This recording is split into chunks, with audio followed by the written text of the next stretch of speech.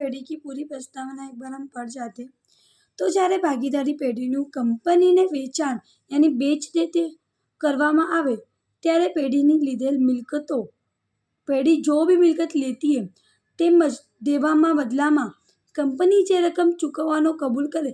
Company कहती है कि भाई हमने तुम्हारी भागीदारी पेढ़ी के 10 लाख रुपए लगाए हैं, तो वो चुकवना का मतलब वो एक्सेप्ट कर लेती है, स्वीकार लेती है कि हमने इतने पैसे देने हैं। તેને ખરીદ કિંમત કહેવામાં આવે છે। उसको क्या खरीद किंमत कहते હોય છે અને કેટલી વાર ખરીદ કિંમત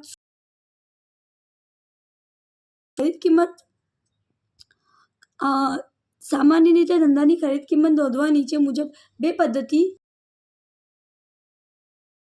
मिलकत की पद्धति, दूसरी अवेजनी पद्धति। इंडिविजुअली दो मार्क्स से क्वेश्चन भी आते हैं। अब है चैप्टर नंबर माड़खू। पाका सरवैयाનું माड़खू भागीदारी पेढ़ी में पाका सरवैया का माड़खा जो फॉर्मेट होता है वो अलग होता है और जो कंपनी में पेढ़ी में हमने पढ़े हैं, जिसे हमने 12th में पढ़ा था। एक साइड पे सारी मिलकत होती है और एक साइड पे सारी देवा, ऊपर की साइड सारी देवा आता है, उसके बाद नीचे की साइड सारी मिलकत आती है। अंदर हम डिटेल से पढ़ते हैं। इक्विटी अने देवा समझावो। पाको सरवैयु एटले धंधानी आर्थिक स्थितिना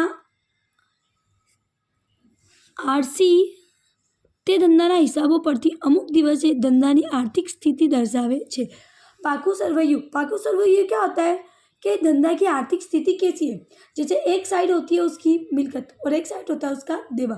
अगर धंधा के देवा मिलकत से ज़्यादा है तो स्थिति कैसी है, नबड़ी है। लेकिन अगर धंधा की मिलकत उसके देवा से ज़्यादा है तो जाहिर सी बात है पाका सरवैया क्या स्थिति दर्शा रहा है, स्थिति है, क्योंकि उसके देवा क्या है, कम है और मिलकत ज़्यादा है। ठीक है, जितने मिलकत ज़्यादा होगी उतनी धंधा की स्थिति अच्छी होगी, इसलिए दर्शाता है। अगर हम कोई भी कंपनी होती है वो लोन लेने जाती है बैंक से, तो वो क्या मांगती है, स्टेट वो मांगती है ताकि वो देख सके कि धंधा की स्थिति है क्या, वापस के हेतु पे उसके बेस पे ही लोन मिलता है। तेमा अमुक तारीखे धंधा कोई तारीख पे जैसे कि 31 मार्च 31 मार्च 2023 की पाकू सरवैयु क्या दर्शा रहा है कि उस दिन धंधा के पास कितनी मिलकत है ना। तो क्या आपको ये पर्टिकुलर डेट पे ही वो दर्शाता है। ऐसा भी हो सकता है कि 2 दिन बाद धंधा ने सारे देवा पे कर दियो तो उसकी स्थिति अच्छी हो जाती है। ठीक है, तो पाका सरवैया वो दिन की ही स्थिति दर्शाता है। તેને નિર્દેશ હોય છે। બીજા શબ્દોમાં કહીએ તો પાકુ સરવૈયુ ધંધાની મિલકતો કે અસ્કયામતો बतावे છે અને તે પ્રાપ્ત કરવા માટે નાણાં ક્યાંથી પ્રાપ્ત થાય છે તે દર્શાવે છે। अच्छा, इसलिए क्या पाका सरवैया क्या बता रहा है कि मिलकत तो हमारे धंधा की कितनी है, प्लस वो लोन भी बताता है कि हाँ धंधा में जो इन्वेस्टमेंट हो रहा है, जो पैसे आ रहे वो कहाँ से आ रहे हैं, वो भी शो करता है। लोन लिए तो पाका सरवैया में वो लिखी रहती है ना कि भाई लोन फ्रॉम बैंक, यानी लोन किसी हमें बैंक से लिए, SBI नहीं लोन, दोस्त नहीं लोन, किसी के नाम, सारी चीज़ें भी तो बताता है। अगर हमने कोई बैंक के पास गए लोन लेने तो हमारा पाका सरवैया देखेगा, उसमें देखेगा कि हाँ इनकी तो ऑलरेडी इतनी सारी लोन है तो हमें लोन देगा नहीं। तो ये सब उसको माहिती कहाँ से मिली, पाकू सरवैयु से। पाकू सरवैयु आप ये भी सोच सकते हो कि हाँ हमने झूठा पाका सरवैया खुद भी बना सकते हैं, नहीं, वो एक चार्टर्ड अकाउंटेंट बनाता है जो बाहर से आता है। हम हमारा पाकू सरवैयु खुद नहीं बनाते, दूसरा बना के देता है, उनकी सिग्नेचर से ही हमारा पाका सरवैया माना जाता है। कोई भी बना के दे देगा तो चलेगा नहीं।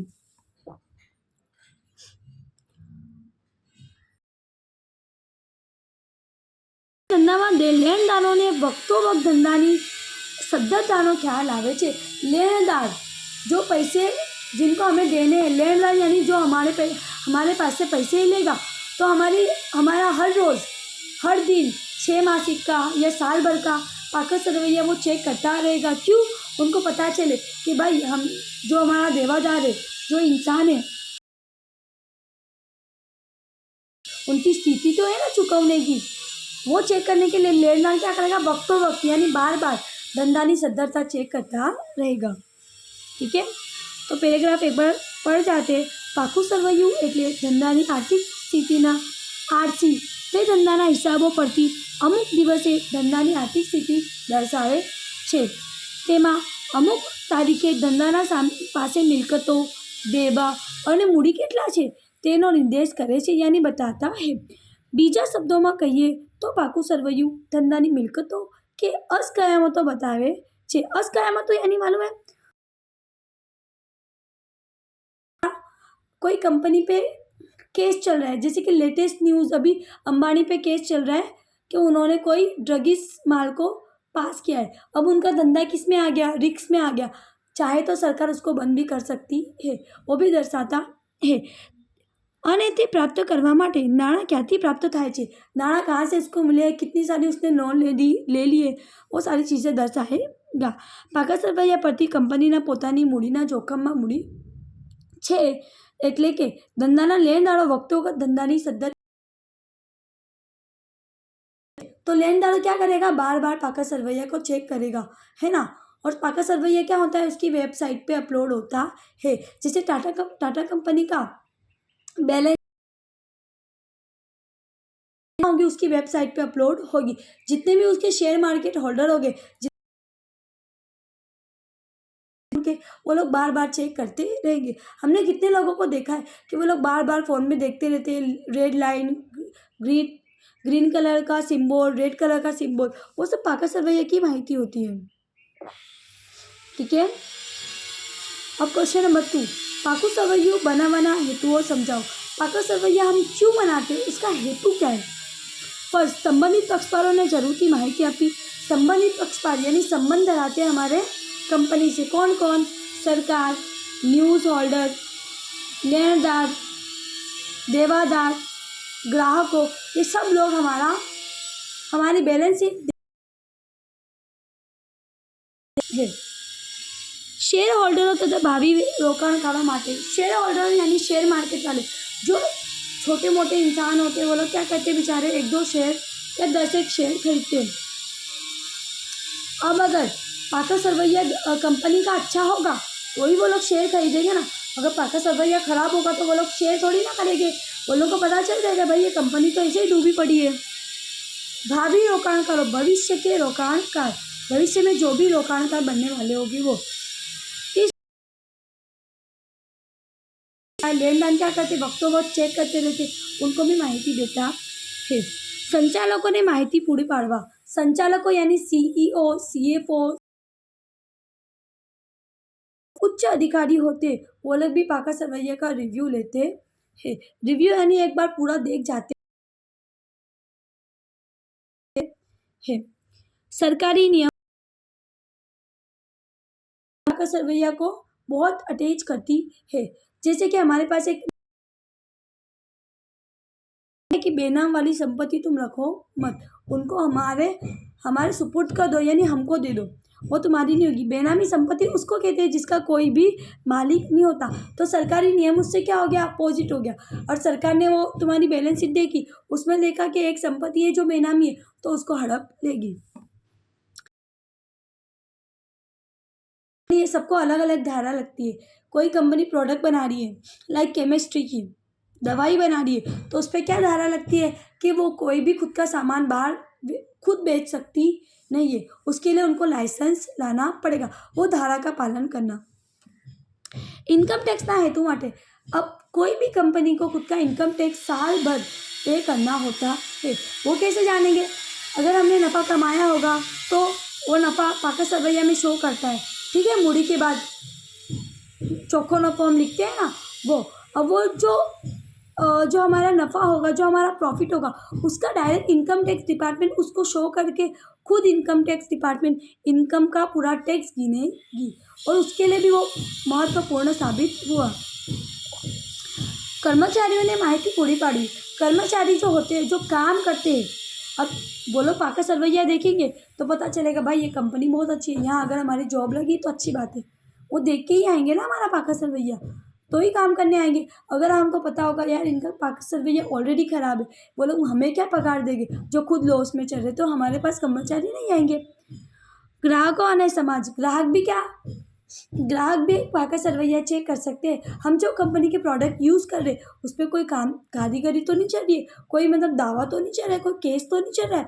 पाका सरवैया में वो भी शो होता रहता है। ग्राहक सोचते हैं कि हाँ हमने कहाँ से चीज़ें खरीदी है, वो कंपनी अच्छी है।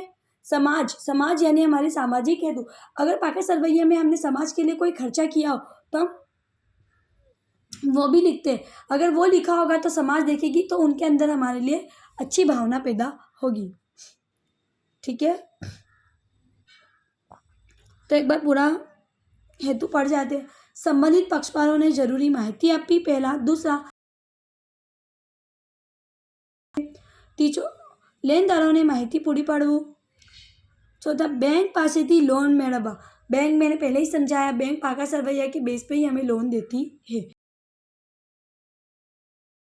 સરકારી નિયમો, કંપની ધારાનું પાલન કરવા, ઇન્કમ ટેક્સના હેતુ માટે, કર્મચારીઓને માહિતી આપવા અને ગ્રાહકો અને સમાજ માટે. કે તો પેરેગ્રાફ वाले अब है चैप्टर नंबर 4, शाखाना हिसाबों। शाखा क्या होती है? हमने की शाखा हमने यही सुना है। कंपनी की शाखा तो आप लोग ने बहुत कम सुनी होगी, जैसे बैंक बाहर है, दूसरी अदर सिटी में है, दूसरे कंट्री दूसरे शहरों में भी है, लाइक मुंबई में, अहमदाबाद में, सब जगह। वैसे कंपनी की भी की शाखा हमारे सूरत में भी है, लेकिन मेन ब्रांच उसकी मुख्य ऑफिस का है मुंबई में। चलो, स्टॉक અને દેવાદારની પદ્ધતિ સમજાવો। વેચાણ એ તો ધંધાનો પણ છે।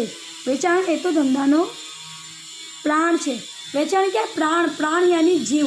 जैसे हमारा प्राण किसमें है? दिल में। हमारा दिल धड़केगा तो ही हम जिएंगे। वैसे बेच पा रही तो ही वो धंधा चलेगा, अदरवाइज वो मर जाएगा या फिर वो नहीं आगे चलेगा। અને દરેક ધંધાદારી વ્યક્તિએ વેચાણ વધારવા પ્રયત્ન કરવાનો હોય છે। हर कोई व्यक्ति क्या चाहता है कि हमारा वेचाण ज़्यादा से ज़्यादा हो। आ માટે धंधा पास अनेक उपायों है। इसके लिए धंधा के पास बहुत उपाय है। एक के पास एक, हम धंधा वेचाण करने के लिए क्या करते हैं? डिस्काउंट देते हैं, एक पे एक फ्री प्रोडक्ट कर देते हैं। बहुत सारी पद्धति है ना। या फिर हम एक छोटे पैक के साथ बड़े पैक के साथ छोटा पैक फ्री कर देते हैं। ये सबसे क्या होता है? वेचाण बढ़ता है। जुदा जुदा शहरों के देशों में પોતાની દુકાનો શરૂ કરીને ગ્રાહકોને પ્રત્યક્ષ વેચાણ કરવું। हम अलग अलग शहर પ્રોડક્ટ બેચતે हैं। દેશના પોતાની ઓફિસ અને દુકાનને શાખા કહેવાય। अगर कोई कंपनी खुद का प्रोडक्ट दूसरी जगह जाके बेच रही है तो यानी एक જ માલિક અને સંશોધન હેઠળ जुदा जुदा સ્થળો એ चलावामा होती दुकानों शाखा कहवाय। एक ही मालिक, उसका मालिक तो क्या होगा? एक ही होगा। जैसे अंबानी मालिक तो शाखाનું माल खातुं અને શાખાનું स्टॉक खातुं। शाखाનું माल खातुं, कितनी माल हमने दिए है, लिए है। स्टॉक खातुं, कितना स्टॉक उसके पास बचा है। शाखा ने मोकलेल मालનું खातुं, शाखा को कितना माल भेजा है। देवादारનું खातुं, शाखा के खुद के देवादार कितने हैं। पेटा रोकड़ खातुं, शाखा ने कितने रोकड़। खर्चનું खातुं, शाखा खुद कितना खर्च करती है। नफा नुकसान खातुं, शाखा हमें कितना नफा कमा के